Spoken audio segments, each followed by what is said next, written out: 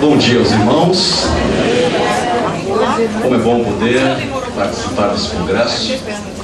Fico feliz, agradecido a toda a comissão da Comunhão Batista Bíblica, também o pastor Marcos, amigo, conheci, aprendi a amá-lo, não tem como não amá-lo, né? Pastor Marcos, amigão mesmo, tenho aprendido muito com ele. Sou grato a Deus por conhecer vários irmãos aqui e rever alguns outros eventos que já participamos juntos. Que Deus continue nos abençoando e é um prazer participar com vocês deste congresso. Como o pastor José Cano disse, Manuel Cano disse, trabalhamos com família e é um privilégio. Minha esposa e eu estamos já há quase 6 anos trabalhando com esse Ministério de Família. E sou casado há 14 anos com a mesma esposa, Josiane, e até que a morte nos separe. Nossa oração é que Cristo volte antes e juntos subamos, né, com Cristo. Mas é um privilégio poder estar desfrutando da companhia dela. A Josiane está aqui, minha esposa, e Deus nos deu 2 filhas, Alice e Larissa, depois de 11 anos de casados e depois de muitos diagnósticos médicos dizendo que nunca seríamos pais. 11 anos depois veio o diagnóstico do médico dos médicos: vocês vão ser pais. E parece que Deus, Ele quis demonstrar a nós o poder dele, que depois de 1 ano e meio chegou a Larissa. Então, diferença de 1 ano e meio da Alice para a Larissa. E aprendi aqui com o mestre, com o nosso pastor que acabou de ministrar, pastor José Carlos. Vou ensiná-las a serem exigentes também. Quando chegar a hora, serem exigentes tão quanto. Abra sua Bíblia comigo em 2 Timóteo, capítulo de número 3, verso de número 1 ao 4.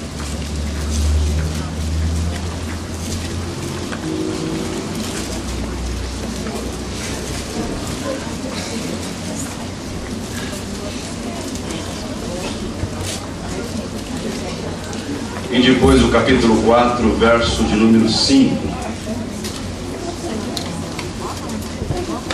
Quero falar a respeito de família usando esse texto. Talvez você esteja perguntando o que esse texto tem a ver com família. Explicitamente, talvez pareça não ter nada a ver, mas implicitamente tem tudo a ver. Porque aqui Paulo está ensinando o seu filho Timóteo a respeito de como exercer fielmente o seu ministério. E todos nós que aqui estamos hoje, casados, temos um ministério. E o nosso primeiro ministério chama-se família.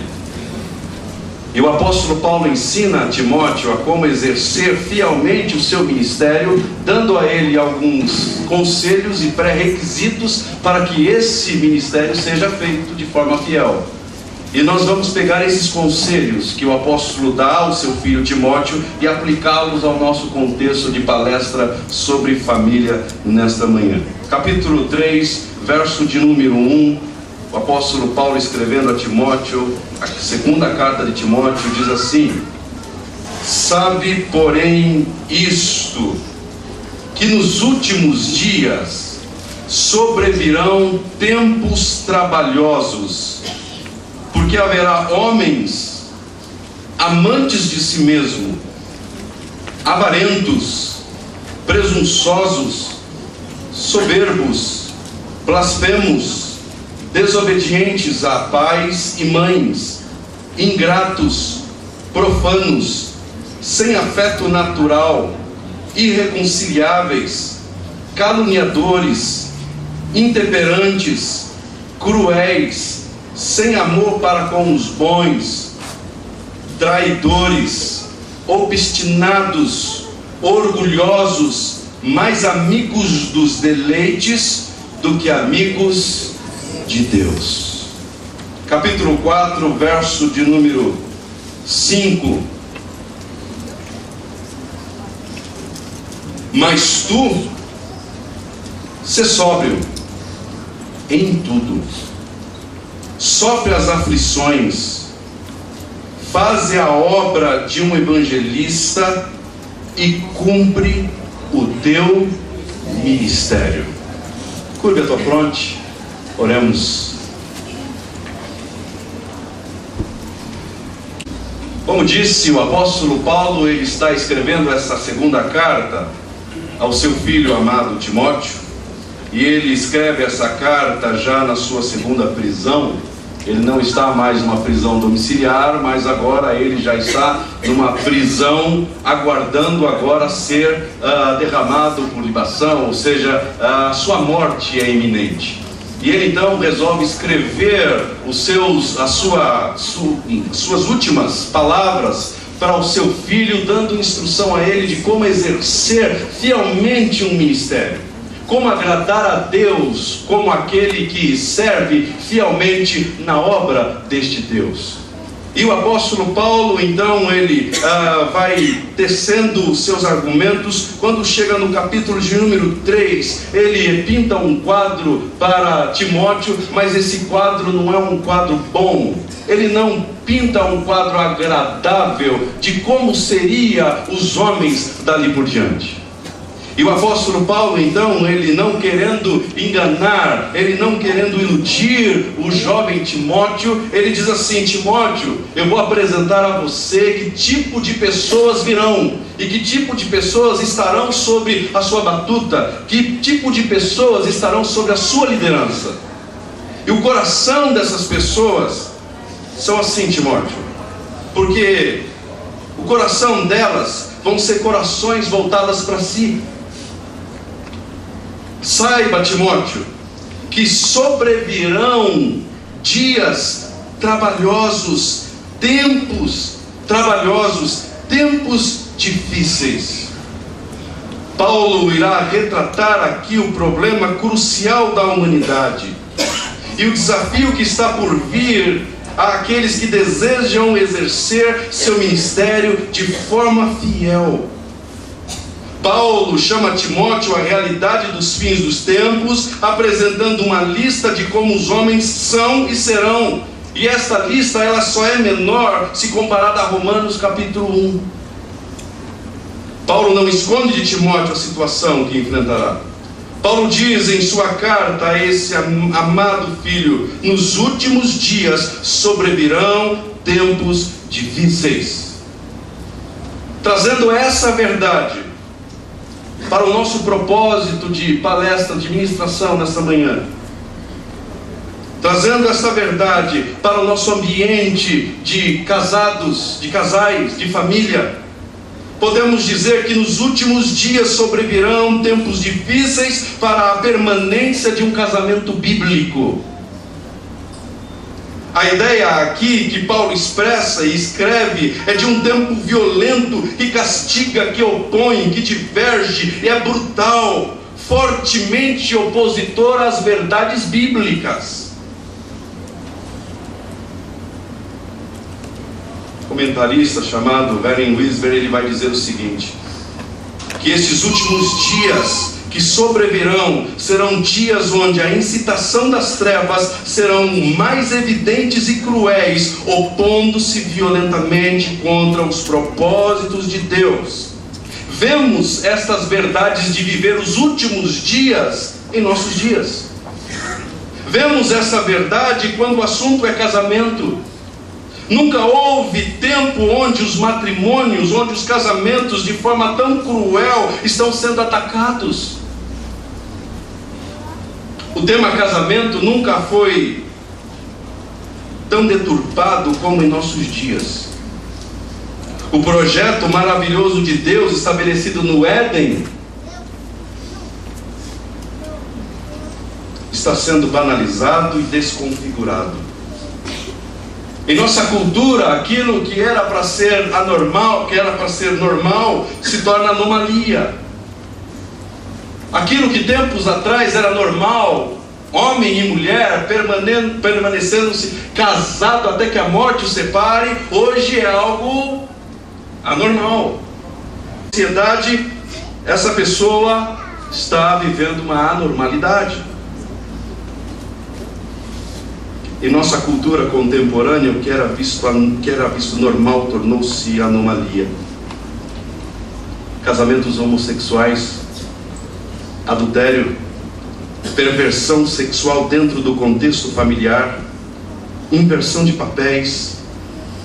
Nunca foi tão desafiador, e eu estou vivendo isso agora, a educação dos filhos. E olha que eu estou começando. Nunca foi tão desafiador. O divórcio, algo odiado por Deus, é recebido e celebrado por cristãos como sendo algo normal. O mesmo pastor, o pastor que celebrou o casamento, o primeiro casamento, ele celebra o segundo, o terceiro, o quarto, o quinto, e para ele é normal. Paulo diz para Timóteo: Timóteo, sobrevirão tempos trabalhosos. E eu quero aqui nessa manhã dizer a você: sobrevirão tempos trabalhosos. Se você deseja ter um casamento bíblico, sobrevirão tempos trabalhosos. Nosso maior desafio como cônjuge é permanecer casado até que a morte nos separe, pois assim as Escrituras dizem. Em meio a uma geração desorientada e desequilibrada, quando o assunto é a vontade de Deus. E aí você pergunta: pastor, por que é que virão tempos trabalhosos? Por que é que virão tempos difíceis assim? Talvez fosse o mesmo questionamento do coração de Timóteo. Paulo, por que é que virão tempos trabalhosos assim? E Paulo vai explicar por que é que viria esses tempos trabalhosos. Ele vai apresentar o coração das pessoas que estão por vir. O coração das pessoas que estavam na sua atualidade e o coração das pessoas que ainda viriam, que ainda viriam.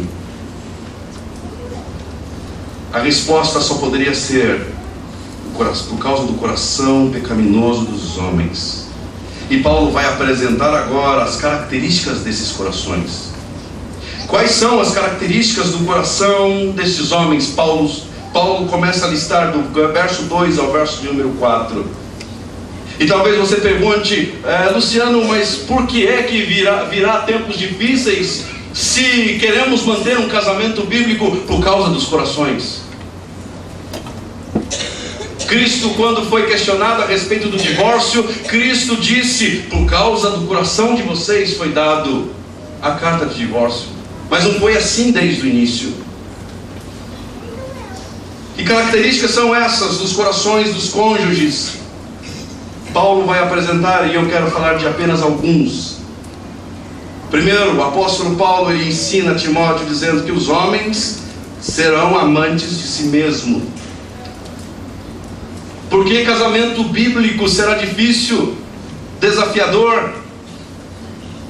Porque o coração dos cônjuges serão corações amantes de si mesmos, corações egoístas, cônjuges egoístas, cônjuges que só se preocupam com o seu bem-estar, adoram a si mesmos, são idólatras da sua própria imagem, são narcisistas. Cônjuges que cantam diante do espelho: grandioso és tu.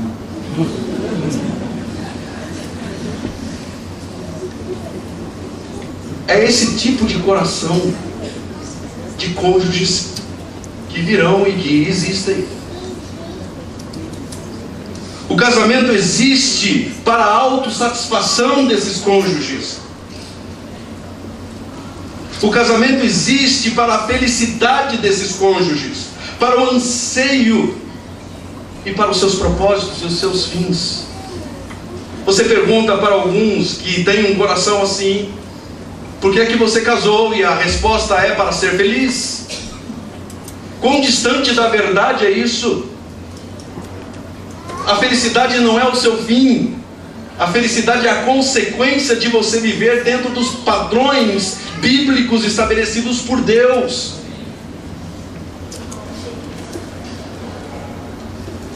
Alguns melhorzinhos dizem ainda: eu casei para fazer o meu cônjuge feliz. Os melhorzinhos vão dizer, mas somente os bíblicos vão dizer: eu casei para a glória de Deus. Amém. Cônjuges egoístas não pensam assim, porque o casamento existe para a sua autorrealização. O egoísmo é o pecado base para o surgimento de outros pecados. Por isso que o apóstolo ele começa dizendo: amantes de si mesmos, amam a si mesmos, estão preocupados consigo mesmos. Segunda característica dos cônjuges. E o apóstolo dá a característica dos homens, e nós aplicamos para o casamento, para os cônjuges. Cônjuges que vivem de aparência, jactanciosos, presunçosos. Na origem da palavra, traz a ideia de contador de vantagens. Aquele que conta vantagens. Homens que se dizem uma coisa e vivem outra.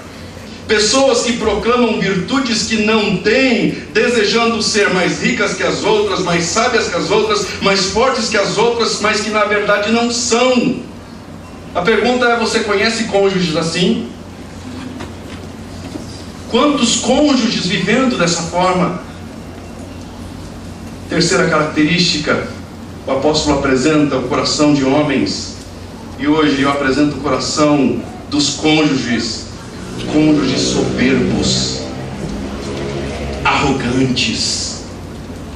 É aquele que olha com desdém para a habilidade do seu próximo mais próximo, ou seja, olha ao esposo que olha para a sua esposa, olha para a habilidade dela e vê as habilidades dela com desdém. É a esposa que olha para o esposo e vê as habilidades dele com desdém. Ela é a melhor, ele é o melhor. Falta-lhe humildade na tratativa com os outros. Sempre os feitos dos outros são depreciados comparado aos seus.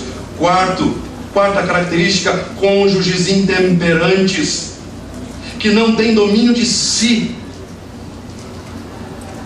Traz a ideia de uma pessoa escrava de si, escrava da língua, escrava dos sexos, das drogas, dominado pelas paixões, desejos e vícios. Quinta característica, cônjuges irreconciliáveis ou implacáveis. Traz a ideia de uma pessoa sem acordo, sem perdão, irreconciliável, cheio de ódio para com os outros. Sexta característica, cônjuges caluniadores. No grego aparece uma palavra que diz diabolos, caluniador. É a mesma palavra que o apóstolo usa. É aquele que espalha contenda entre pessoas, seja na família, seja na igreja, seja no trabalho. É a figura do cônjuge que está de volta, voltando, saindo da igreja, voltando para sua casa e começa a falar mal da igreja, fala mal do pastor, fala mal dos hinos e esquece que os seus filhos estão atrás, no banco de trás, ouvindo tudo. Estão caluniando. Sétimo, cônjuges cruéis.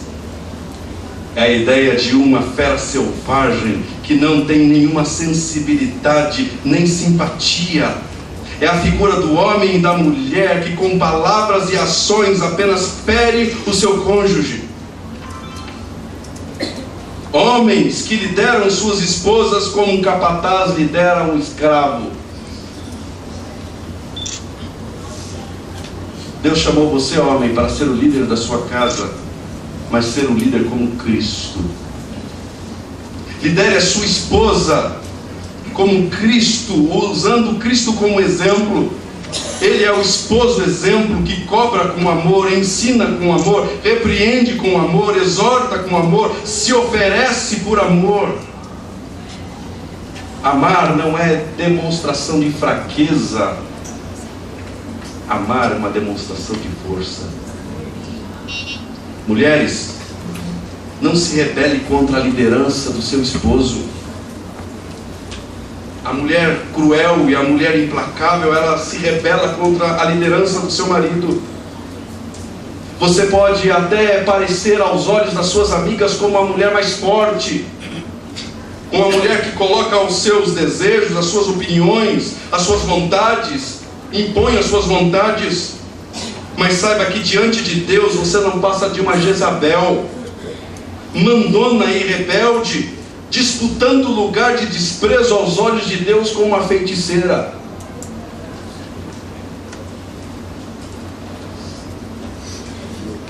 Cônjuges não confiáveis, traidores. É a figura do homem que não se pode confiar. A ideia no original é de um delator de confidências. É o marido ou esposa que espalham particularidades do seu lar a amigos e amigas. Cônjuges que em uma disputa ou discussão espalha confidencialidades do seu matrimônio para ganhar adeptos e força para o seu lado em uma disputa. Mentem, quebram promessas, sempre que isso as ajudarem a conseguir o que querem. Nono, cônjuges ingratos. A ideia no original está em dois sentidos. Primeiro, o cônjuge ingratos quando as dádivas de Deus esquece daquilo que Deus fez, perdoando-lhes. E também a ideia de ser ingrato com relação aos outros, aquilo que é feito a eles. Não tem gratidão para com os pais, não tem gratidão para com os amigos e irmãos. Décimo, cônjuges irreverentes. Trata-se de cônjuges indecentes, pessoas que perderam o pudor, a vergonha, a decência em tudo. Se vestem como se, de forma indecente, falam inconvenientemente, andam com pessoas indecentes, praticam indecência à luz do dia, na frente dos outros. 11º, cônjuges que não honram os pais. É aquele que não dá ouvido ou não dá devido valor aos ensinos dos seus pais. Esposa, ajude o seu esposo a honrar os pais dele. Esposo, ajude a sua esposa a honrar os pais dela. Qual foi a última vez que você, esposo, saiu para comprar um presente para os seus sogros, sogras, que não fosse lembrancinhas?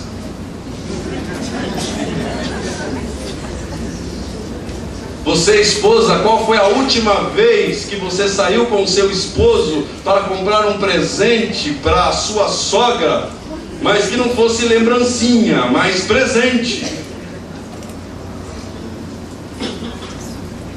Homens desobedientes, que não honram pai e mãe. Ajude o seu esposo, ajude a sua esposa a honrar os pais dela, os pais dele, pois isso é mandamento de Deus, e mandamento com promessa. Amém. Se você não é sogro, se você não é sogra, se você tem filho, você vai ser.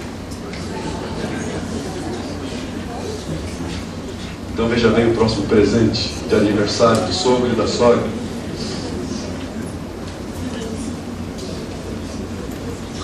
Décimo segundo, o apóstolo Paulo apresenta cônjuge sem afeto, ou homem sem afeto natural, que a gente aplica para o nosso contexto, cônjuge sem afeto natural. Cônjuges que não sentem mais prazer em estar juntos, seja para um passeio, para uma simples conversa agradável. A mesa de jantar já não é mais agradável, já não sente prazer de estar à mesa com os seus cônjuges. 13º, cônjuges avarentos, cônjuges que amam a prata, não estão dispostos a abençoar o reino de Deus por causa da avareza em seus corações. O dinheiro é o seu Deus, e é um Deus mais adorado. Casamentos hoje são realizados em funções de dinheiro, desfeitos por causa de riquezas. As pessoas matam por causa de riquezas, as pessoas morrem se arriscando no anseio por riquezas. E o apóstolo Paulo está mostrando isso a Timóteo, como é o coração desses homens. E hoje a gente está vendo como é o coração dos cônjuges. Em resumo, o apóstolo Paulo mostra homens egocêntricos, desenvolvendo relacionamentos egocêntricos, que amam a si mesmos, amam os prazeres, amam o dinheiro, são mais amigos dos prazeres do que amigos de Deus. E aí você diz, ok, esse quadro todo pintado do coração humano é daqueles que estão longe, que não estão inseridos no nosso contexto de igreja. Talvez você diga, esses aí realmente são os incrédulos. Mas o apóstolo não está falando dos de fora, o apóstolo Paulo está falando daqueles que estão dentro, que o Timóteo vai encontrar com eles. E o seu e o meu coração tem a potencialidade de desenvolver tudo isso aqui que o apóstolo listou. Porque o seu coração e o meu coração, longe de Deus, está perdido. Seu casamento pode desenvolver todas estas características que o apóstolo Paulo escreveu para Timóteo. De quem Paulo está falando? Paulo está dizendo, verso de número 5 do capítulo 3: tendo aparência de piedade, mas negando a eficiência dela. Ou seja, o apóstolo está falando pessoas que aparentemente são piedosas, são cristãs, levam Bíblia para os cultos, oram no meio da congregação. Mas o apóstolo diz, estes você vai conhecendo, caminhando com eles, e você vai percebendo que é apenas casca, tendo aparência de piedade, mas negando-lhe a eficácia dela.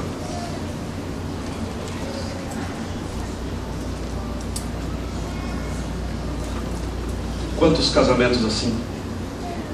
Quantos casais na igreja chegando, parece ser um casal maravilhoso, mas quando você se aproxima aos poucos, você percebe que é apenas casca, fachada. E o apóstolo está dizendo para Timóteo, Timóteo, eu vou apresentar para você essas características, mas tome cuidado, porque o seu coração também tem potencialidade de desenvolver isso. Então eu vou te dar conselhos, Timóteo, eu vou te dar conselhos para que você não desenvolva um coração assim.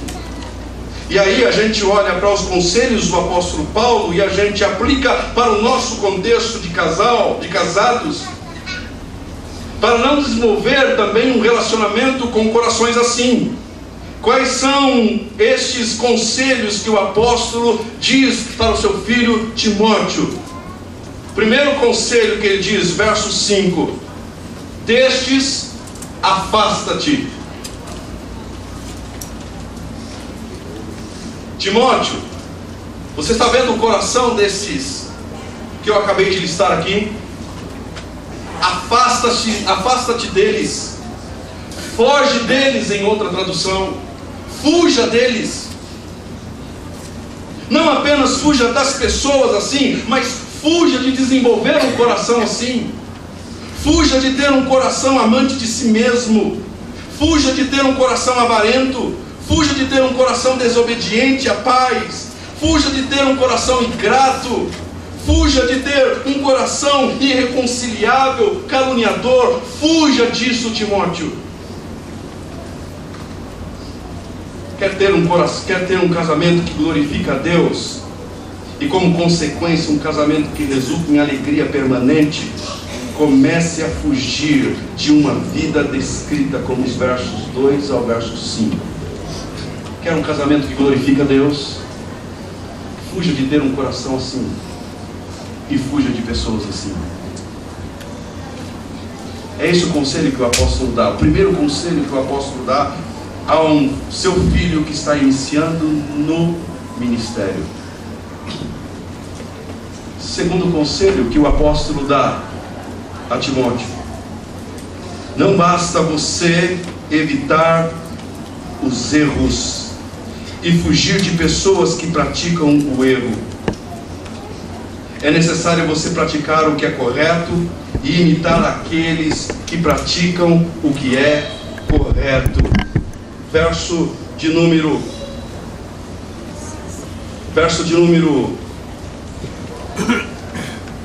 11.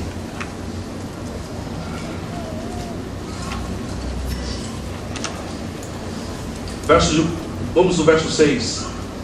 Porque destes números são os que introduzem pelas casas e levam cativas mulheres nécias, carregadas de pecados, levadas de várias concupiscências, que aprendem sempre e nunca pode chegar ao conhecimento da verdade.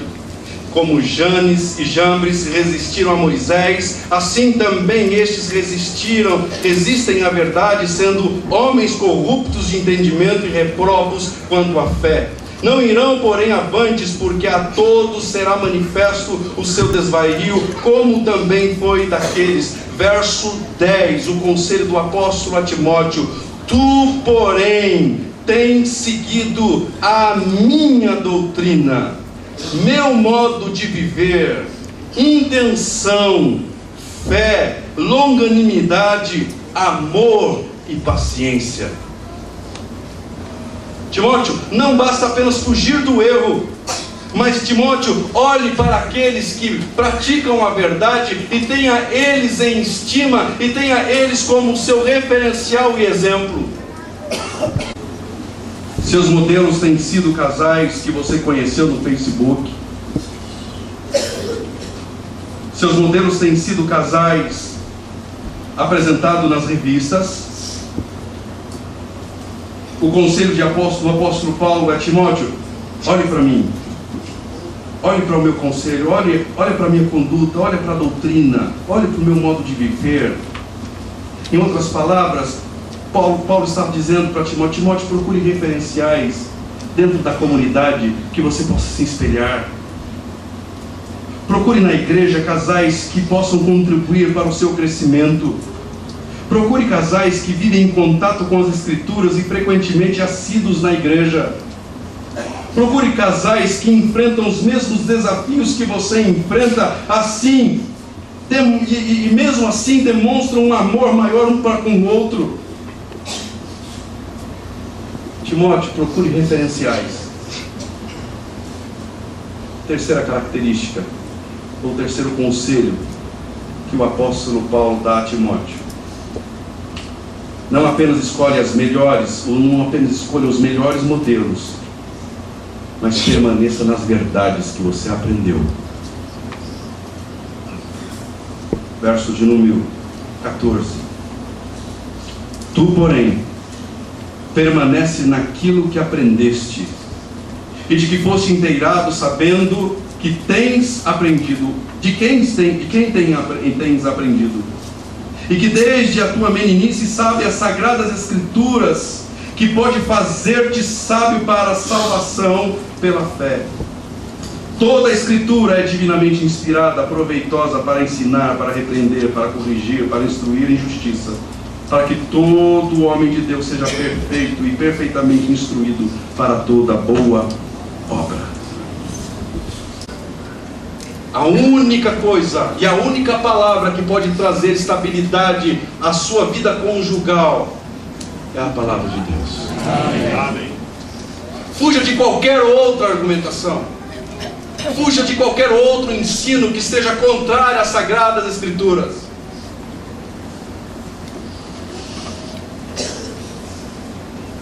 Toda a Escritura vem de Deus. Ela é boa. Ela é perfeita. Porque ela é a vontade de Deus. Amém. Quarto e último. Capítulo de número 4. Verso de número 2.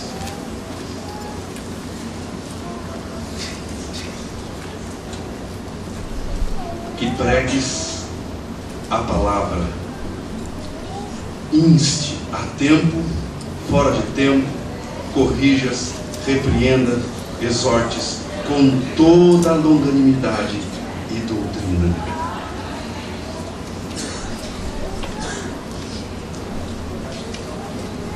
Quarto conselho do apóstolo Paulo a você que quer ter um casamento bíblico: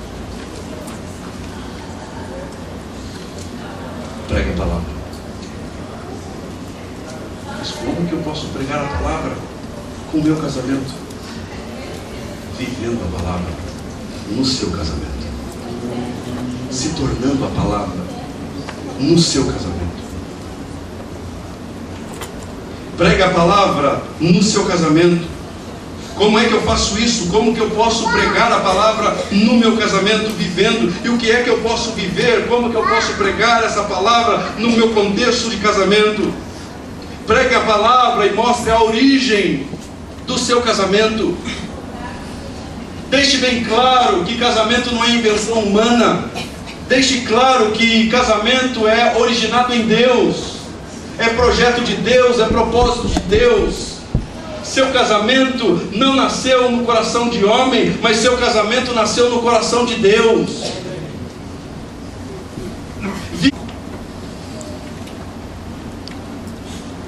Qual é o conteúdo da minha pregação no meu casamento?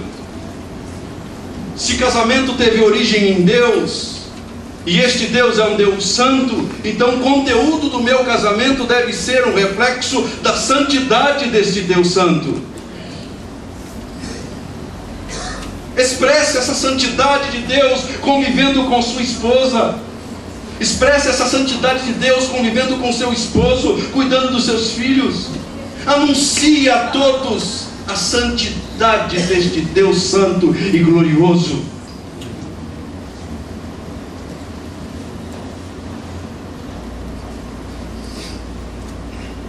E qual a finalidade da pregação deste conteúdo do meu casamento? A finalidade não poderia ser outra, senão esta, para a glória de Deus. Amém. Porque eu expresso a santidade de Deus para a glória dele. Porque eu vivo o meu casamento de forma santa, não contaminando com aquilo que o mundo me apresenta. É porque eu tenho um propósito de vida. Eu tenho um propósito de estar casado. O meu propósito de estar casado não é ser feliz.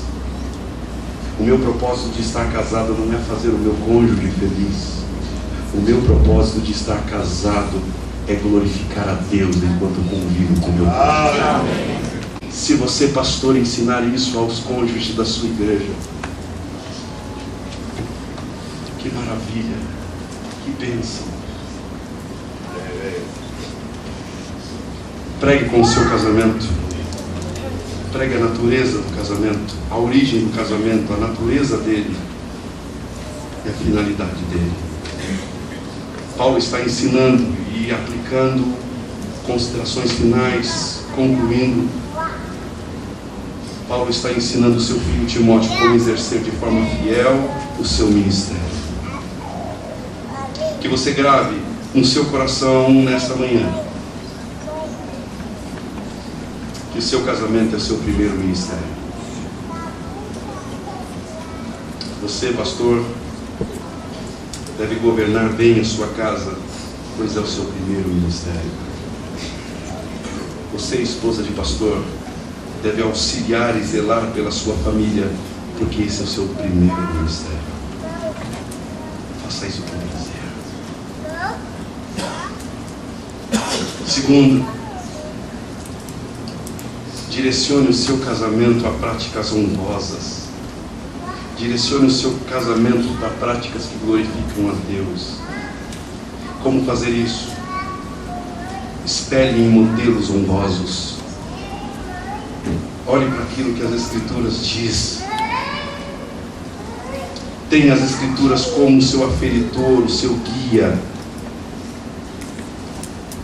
E por último, pregue a tempo e a fora de tempo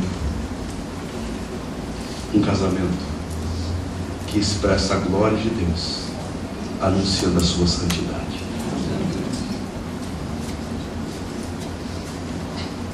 Amanhã pela manhã nós vamos falar um pouco a respeito de como que é um casamento, como é a característica do primeiro casamento estabelecido por Deus no Éden.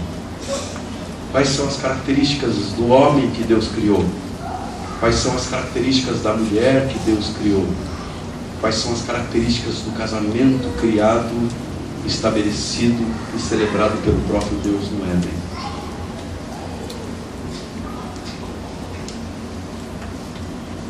E o foco não será outro, senão esse. Casamentos criados para a glória de Deus. Vamos orar? Ajude as esposas a serem esposas que auxiliem os seus maridos para a glória do Teu nome. Fazemos essa oração em nome do Teu Filho amado Jesus Cristo. E assim agradecemos. Amém. Amém.